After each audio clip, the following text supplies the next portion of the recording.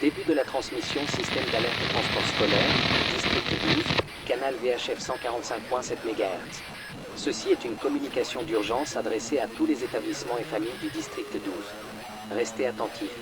Les autorités de transport confirment une anomalie en cours impliquant l'autobus numéro 47 de la ligne retour, itinéraire, boucle nord.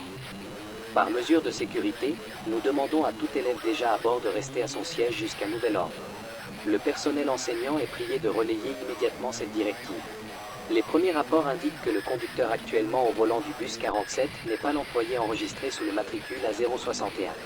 Les caméras embarquées montrent un individu de même stature, portant l'uniforme réglementaire, mais son visage demeure constamment hors champ ou voilé par le reflet du pare-brise, quel que soit l'angle d'enregistrement. À 16h07, l'autobus a effectué un arrêt non prévu devant l'école primaire Brighton Harbor. Aucun élève n'est monté, pourtant le véhicule a redémarré sans que le chauffeur touche aux commandes. À 16h12, l'élève Joshua P., 11 ans, a tenté d'utiliser le bouton d'arrêt. Une seconde silhouette identique au chauffeur est apparue au fond du bus, debout dans l'allée, interposée entre Joshua et la porte arrière. Les enregistrements audio révèlent un claquement de langue humide, répété, comme s'il adhérait au palais de la silhouette.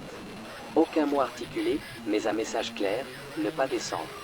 Nous constatons à présent une désynchronisation des signaux GPS du bus 47.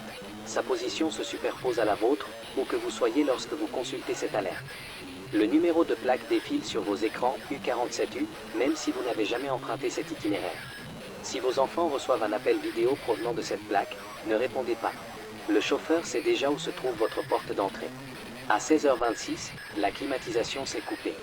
La température interne a chuté de 10 degrés en moins d'une minute, et la vapeur des respirations des élèves s'est condensée en silhouettes plus petites, calées dans le siège d'en face, pressant leurs fronts invisibles contre les vitres. Les enfants déclarent entendre le moteur ronronner juste derrière leur tympan, comme si le véhicule essayait de démarrer à l'intérieur d'eux. Aucun freinage, pourtant le bus semble avancer, ligne après ligne, à travers les mêmes lampadaires qui se recourbent pour mieux regarder. Les caméras avant montrent maintenant le chauffeur pivotant sa tête de 3/4, sans bouger les épaules, jusqu'à offrir un profil qui n'est qu'un vide noir, comme si le visage avait été évidé.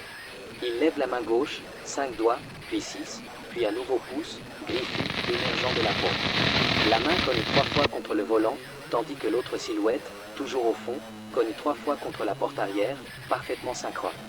Le message est redondant, pas de sortie, pas de sortie, pas de sortie. À 16h41, le bus 47 a dérivé hors du réseau routier, mais il reste visible dans chaque miroir rétroviseur de nos véhicules de patrouille. L'intérieur semble s'allonger, on compte désormais 14 rangées de sièges au lieu de 8. Chaque rangée excède la précédente de quelques centimètres, comme tirée par une traction invisible. Les élèves qui appellent au secours rapportent qu'ils n'entendent plus leur propre voix, les mots ressortent de la radio de bord, prononcés par le chauffeur, déformés, avalés par des gargouillis des moteurs. Dernier point, toute tentative de quitter le bus provoque l'apparition immédiate du chauffeur dans la place désormais vacante, main sur genou, regard tourné vers la vitre. Un témoin externe l'a vu ainsi surgir même quand personne ne quittait encore le véhicule, comme s'il anticipait la désobéissance.